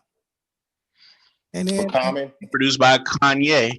And I'm gonna give honorable mention to I Used to Love Her. You know what I mean from Common because that song or Resurrection shit. Because that's the song. But I Used to Love Her. I Used to Love It is the song that describes hip hop for the rest of the world. Exactly. The entire world. Exactly. I Used to Love It. And that comment right there. And then the funny part is he say, yes, y'all, and you don't stop. You know what I'm saying? Yeah. He did it in Chicago. They don't say it in Chicago. No. Yes, y'all. They don't. That's what bothers me, bro, because that comment right there, bro, people didn't even know he was from Chicago. Here you go. The rest of the world didn't know he was from Chicago. Everybody knows. So he's absolutely right. Thank you. So stop fucking arguing. You lose, stop fucking arguing me about that shit, man. He didn't. Absolutely right. My brother moved here from Oakland. I was in Maywood. We were folding laundry. He was like, "What's up with Common?" I was like, "Who the fuck is that?" I had no idea who he was. I knew Twister. I knew all the rest of them niggas. He played the shit. I was like, "Bro, that nigga not from Chicago. Nobody's ever heard of this nigga." So like, only people that knew about Common from Chicago was these Hyde Park motherfuckers. Nobody else in the rest of the city had any idea he was from the shop. I guarantee you, Abasi is right about that. I knew. No, I'm not here to disagree. Because it's been well documented that he shook and started rocking with Black Thought and them, and his presentation definitely didn't represent Chicago. But because I know music and I've been in it and prior to I know, you know what I'm saying? Now watch this. Can I Buy a Dollar was a Chicago comic. Right. All right. Well then fuck it. I'm gonna give my girl Shauna some love, getting head, and shout out to XL. You know, remember Shauna from Amon? She came to one of our events. Yeah, she did. You know. Shauna, what up? We gotta holler at you, Shauna. You gotta come on the corner, man. Friend of the show. I'm gonna reach out. Shauna, what up? We had another local anthem, another local group, the Snipers. They had Searching. Searching hit hard in Chicago for a long time. I don't know if you remember that. My mama hit hard. Yep. Oh my Oh no! What was that one, Abasi? Searching. Yeah. Searching. Hurting for certain. Looking for what come up on a quick fast, give whiplash, blah, blah, blah, blah, blah. Yeah. That shit, I'm not trying to be funny. I just never heard it. That shit came on after Psychodrama and then them niggas. All y'all 3 or 4 years old. And Children of the Corn. Children of the Corn. Them niggas was from off Children of War. They all know No, Soldiers in War. no, not Soldiers in War. No. These niggas off motherfucking North Avenue in Laramie. Not the orange shirts. That was Soldiers in War. That's Soldiers in War. You ain't talking about the Syndicate, is you? Nah, I know them. It'll come to me, whatever. But they had a joint too. Who else? And see, the names you're going through lets you know how long Chicago, the Chicago hip hop community has been around the hip hop game on a nationwide and a global scale, bro. I don't know why a lot of our styles didn't get picked up when we were doing it, but once they heard somebody double timing from Cleveland, you know what I'm saying, it became a thing. It's 1990. The first record that people saw on national video shows back in the 80s, late 80s, back in the box, MTV rap, basement days and shit, was a Tongue Twister song. Tongue Twister. That shit was trash too. Tongue Twister, my nigga. That shit was not Twister. They made him change that. What was the name of the song? 90s in. I forgot, Tongue bro. Twister, right? I forgot. It was Twister, but his name that was the name. Nah, the name of the song was that. I think the Brat put us like on for the at least for the ladies, like Funkify, bro. I said Funkify, one of my Funkify, bro. That was on my list. Kanye was on my list.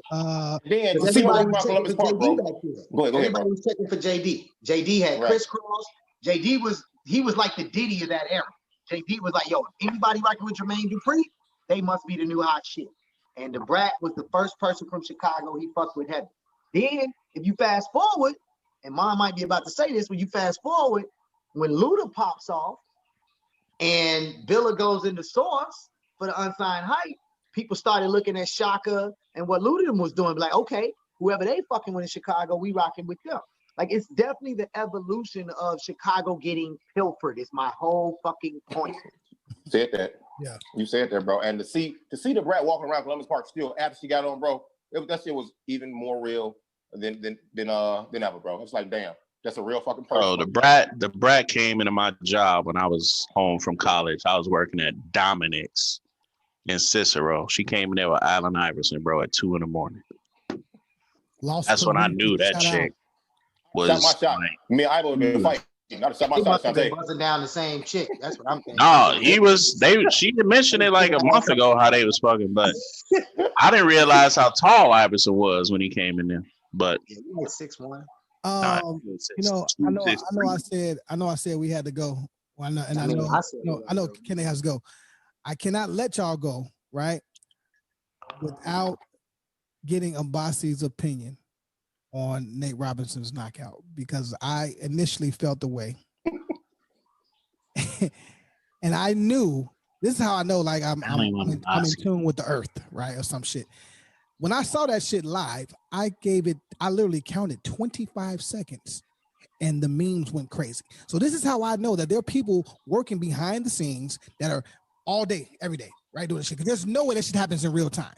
No. You know what I'm saying? Wait. Are you saying that from the moment he got knocked out to laying on the ground, the memes were out in 10 seconds, bro. You're saying that 25 seconds is not enough time. I mean, screen capture and post that shit. 25 seconds? Maybe it was 10. Maybe it was 10. It only takes 3. It takes 3. Number one, all you have to do is already pre-write the comment based on whichever one loses. If Nate loses, pre-write the comment. If White Boy loses, pre-write the comment. And then the moment the first nigga get knocked out, click, copy, paste, bang, bang. You still. I see what you're saying, man. Like, what if you ain't know he's getting knocked the fuck out? You know what I'm saying? He was getting knocked out. Now, I mean, after the first one, Nate looked, when he was getting introduced, he looked scared as fuck. No, not scared. No. He looked inexperienced, right? I saw something. When you make video clips of yourself and edit it, you can make yourself look any kind of way. As inexperienced as the other dude was. Other dude wasn't in dog. So he would get his ass dog walked in a real fight, right? Against a seasoned professional. That's the problem, bro. Just because the dude is white and dorky looking, do your research. He actually boxed before. Nate will get his ass whooped. Anybody, if you ain't never boxed, you gonna get your ass whooped.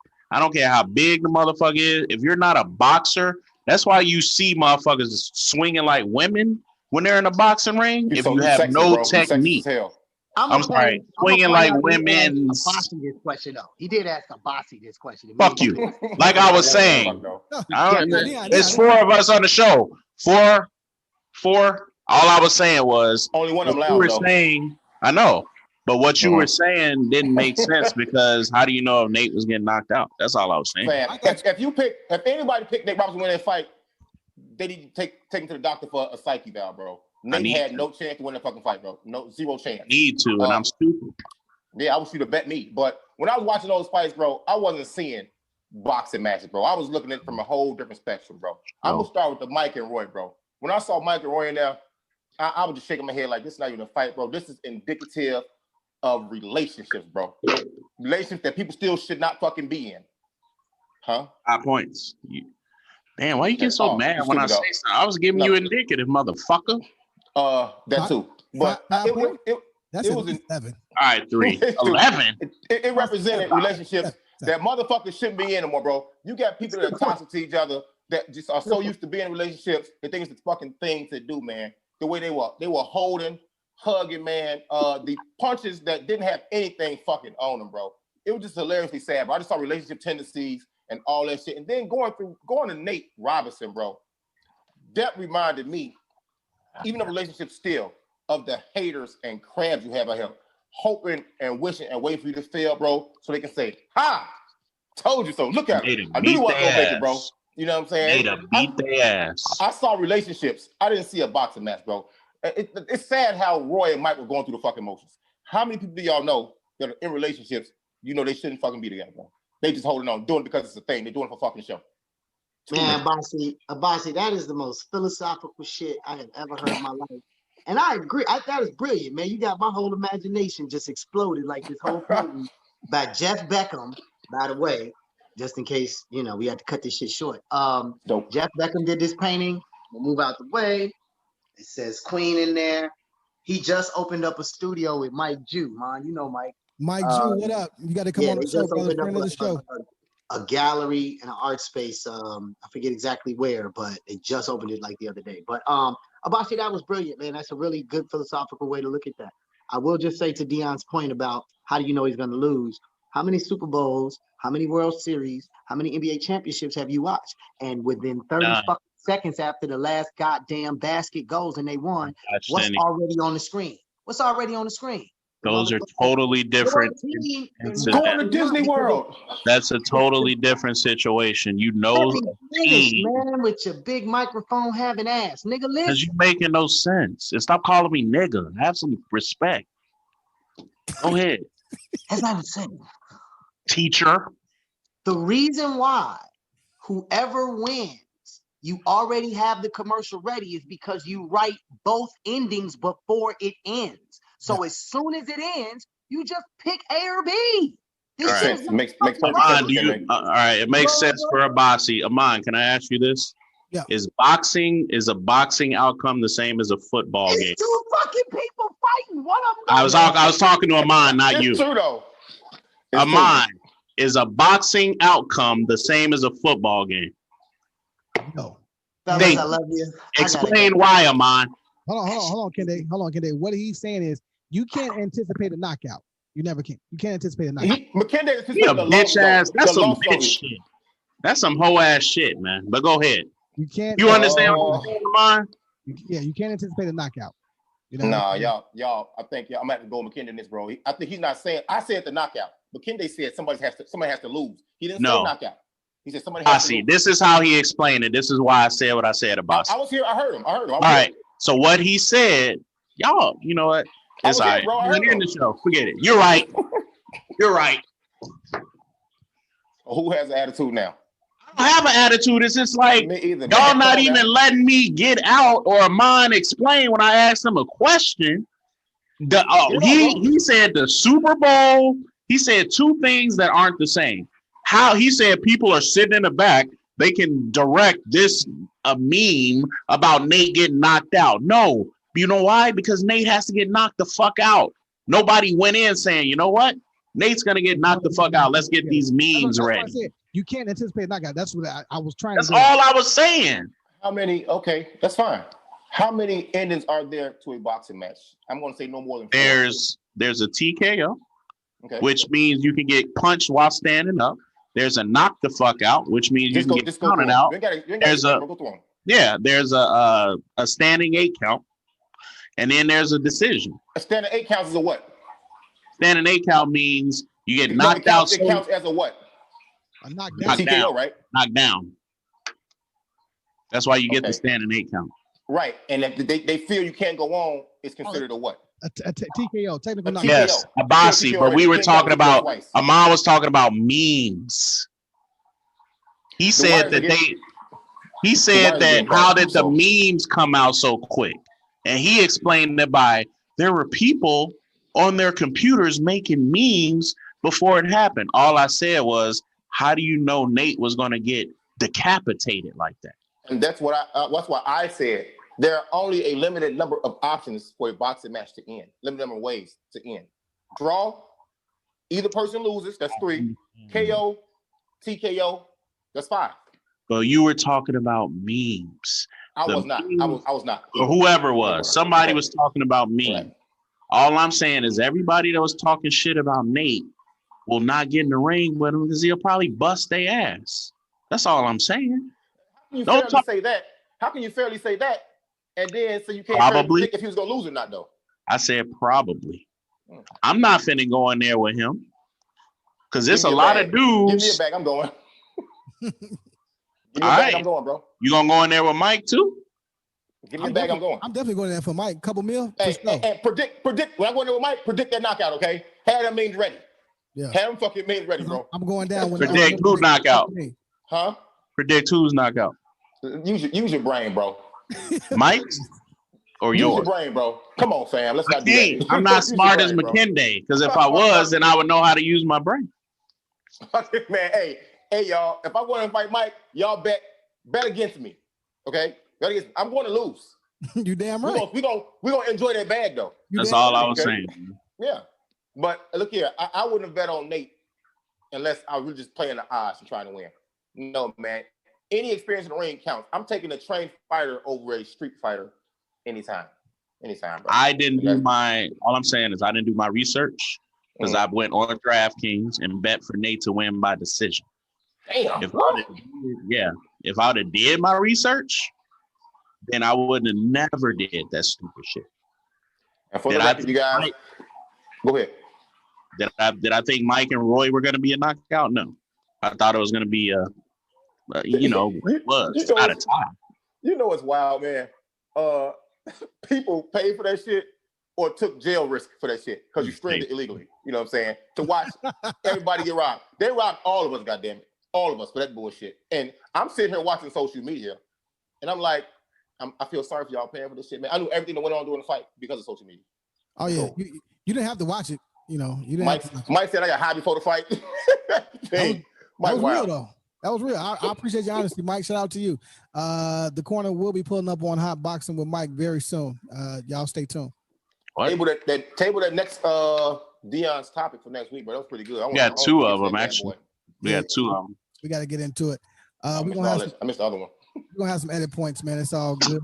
McKinney, I don't think you a bitch. That was Dion saying that shit, dog. No, I said that was some bitch shit. Just like he said when I did it. Make that shit worse. I'm gonna make that shit worse, buddy. You do it well. It's all good. Been there, done that. Yeah. Hey man. Hey man, I love all of y'all, man. I don't care if you don't like me. I love all of y'all. You know it, dog. You know it, man. I mean, I love you, man. Guess what, though? We have reached the end of the corner. The end of episode 23. At the end of the block. End of the block. We reached the end of the block. My man. Strap up when you're out here in these streets. Show the shirt again. Make sure that everybody knows where they can, what they want. Yeah, coming soon. Y'all let us know. You know, we're gonna do both. We're gonna do both. So this is the exclusive on the corner as usual. You know, we dropped some jewels. I didn't want y'all to not hear this. It was some real good conversation today, man, and some things that really need to be said. Shout out to Dion. Shout out to Abasi. Get well soon, brother. We're praying for you. Shout out. Doctor said I need Pinnacle. I need more Pinnacle to get better, brother. You got plenty, my nigga. Shout out to Kende, man, for teaching the youth. Hey, Bossy, prayers up, man. Yeah, Appreciate it. Gratitude. Prayers up. Love you guys for that, man. Love you guys for that, brothers. What else? You know, listenership, man. Thank you. It's going up. Continuously going up. YouTube viewers. Profits are up. Yeah. You know, assets over liabilities, man. Chicago rapper G Herbo charger. He's not really doing that, is he? Joe, if he is, you know what? I don't know, dog, but I'm not surprised. It's Chicago, but we do shit all Why, bro? Why? That dude got enough money. All right, so I guess we'll table that as well. We'll see what happens, but we're not here for the TMZ shit. They, in my eyes, they planted some shit and they're trying to set my man up. Okay, we're not here for that. Not here for that. So I'm gonna bid you guys adieu. All right, and I'm a bitch. And again, man, you know, love y'all, Dion. You're one of a kind, brother. You're one of a kind. Hey, that's fine, man. I'm gonna be that person, and it doesn't matter, man. Hey, say what you gotta say though. Don't wait. Don't wait till the situation blows up. Say it when you gotta say it, not on the show. No, nothing to say. Hey, I appreciate you two. That's all I'm gonna say. I'm gonna say this though. I'm gonna say this. He appreciates Kende as well. I'm talking about when you gotta say what you gotta say. You know, I got a phone. Y'all know how to use it. I'm gonna say this. You know, Dion, no pettiness in that. We are not going to do that with a member missing, bro. I do not allow that kind of shit. No. I didn't do nothing with it missing. He chose to leave, not me. I watched the show when I left and what he said. He's still not here, so let's not do that. I watched the show when I left and what he said. But go ahead, Amon. Here's my point. I want to just, it's called ownership and accountability. And as a man, Dion, I want to go ahead and say you were the first to start to get up and leave and cut off and all. You know what I'm saying? So, you know, when you're a leader, people follow your lead, brother, and they think it's okay. I've always been a leader, and I just said, I remember what he said when I did it, and I said the exact same thing. And that was like 10 shows ago, and that's okay. And honestly, I was joking. You're killing me with your fake stats, too. I always got stats. You know that. And all I got is I was outside, so it was hot. And that was the Toot That Ass Up episode when I went. That was when I left. That's totally opposite of me listening to somebody go back and forth with. If you have an issue with what I'm saying, I'm gonna listen to you. That's all I'm saying. Whether he's here or not, brother. That old ass what you got? Android, tell her to turn it up, man. All right, man, we out, man. Thanks so much, man. We out of here. Thank y'all for coming out. Thank y'all for listening. The corner. Hey, shout out McKende, man.